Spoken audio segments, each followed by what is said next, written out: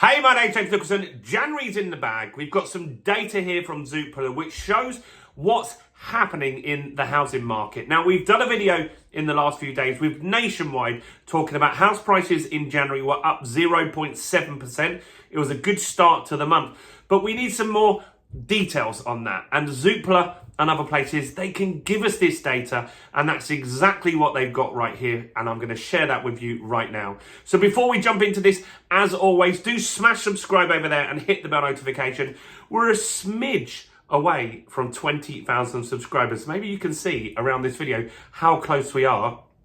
I'd expect by the time you're watching this video, it's going to be around 300 people. That's it. That's all we need. So do subscribe and hit the bell and smash the like button or tickle the like button. Do something to the like button, guys.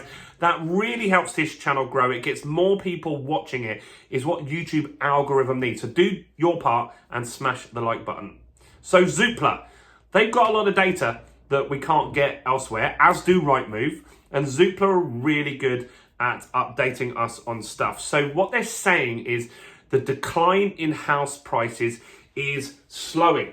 So that's good, because house prices were going down a bit, but now they are starting to move in the right direction. Now in January, and I've spoken to about 5 agents in the last week or so, they're saying the same. The market was really busy for them in January. They had lots of inquiries coming in, and that meant there's more buyers. That meant that properties are getting more viewings, and ultimately more sales are actually going through. So more sales were agreed in January than in the previous January. Sales were up 13%. Which is decent, right? That's not insignificant amount. Remember, the market was down, according to the HMRC figures, around 20% in 2023. So this isn't back up fully, but it is significantly up on last year, which is definitely what we want to see.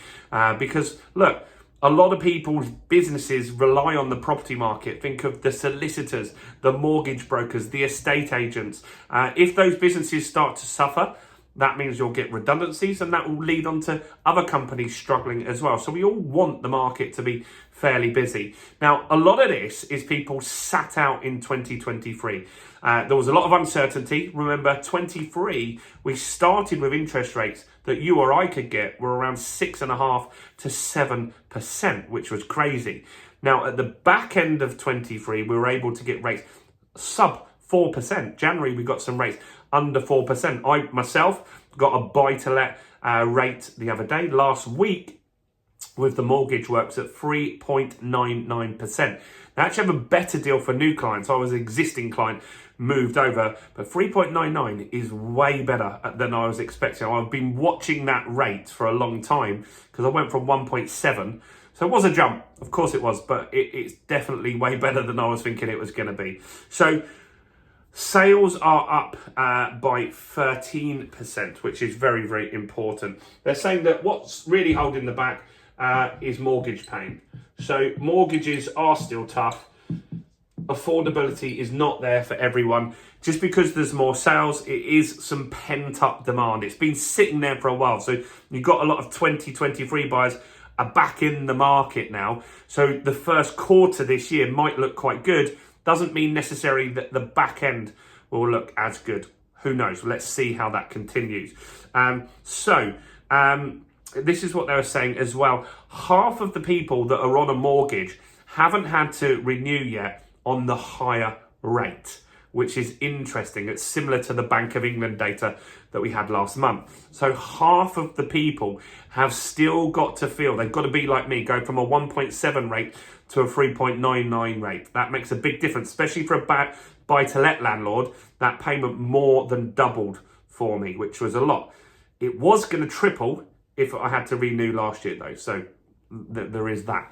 So that was interesting. So half of the people have still got to feel that pain. Now, what does that mean for the market? It could mean that a percentage of those need to sell. Maybe they can't pass the affordability anymore and they've got to downsize in 2024. So that's something to definitely look out for. London and the East. So London and East UK are areas that have rebounded. London inquiries are up significantly. Remember, London was one of the markets that got hit the most. Central London house prices, while the UK did pretty good last year as an average, there was some places in central London, particularly Kensington and Chelsea, these luxury places, that were down 25%. 25% makes a big difference. London has had an influx of sales and new inquiries this first month of January, which is very good, as has the east of England as well. Now, buyers, we need more buyers in the market, and in January, buyers are up 12%, which is really good. That's a great start. That's what we need. As long as the stock doesn't increase massively, that's when you can get a market that can crash quickly, is where there's so much stock that comes onto the market at once. Then there's no buyers for that stock. Then those buyers, the sellers get worried, so they keep reducing the price in order to get the sale. That isn't what's happening at the moment. What's happening is the stock is fairly level and buyers are coming back. That means that temporarily you might see a little uptick in property prices, which is the opposite to what a lot of people thought would happen and would start this year. A lot of people, including myself, thought that prices would initially drop in the first quarter and then recover at the back end of this year. Remember, this year's stuff that we've got to look forward to are interest rate drops. When that starts happening, we might get a bit more passed on to us in the mortgage rates. Not a huge amount, but enough to make that affordability that little bit better. Also, if people's wages increase a bit higher than inflation this year, remember, inflation's going to drop. That also improves affordability as well. So it could be a fairly decent year, and maybe a crash or a drop might be kicked into 2025. Let me know what you think about that statement. And so this is interesting. Zoopla, of course, they want to talk up the market. That's in their interest. But I think they have to report on facts. And these are facts that we are seeing correlating with other news as well. Let me know your thoughts in the comments below. Do smash the like button. Have you invested in the fundamentals of property investing yet?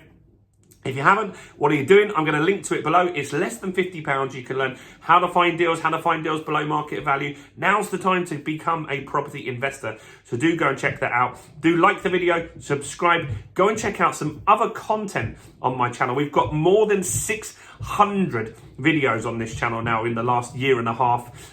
So do check out all the other content on my channel, including this video that I think you'll find very interesting right here. Go and click that now, and I'll see you on the next page.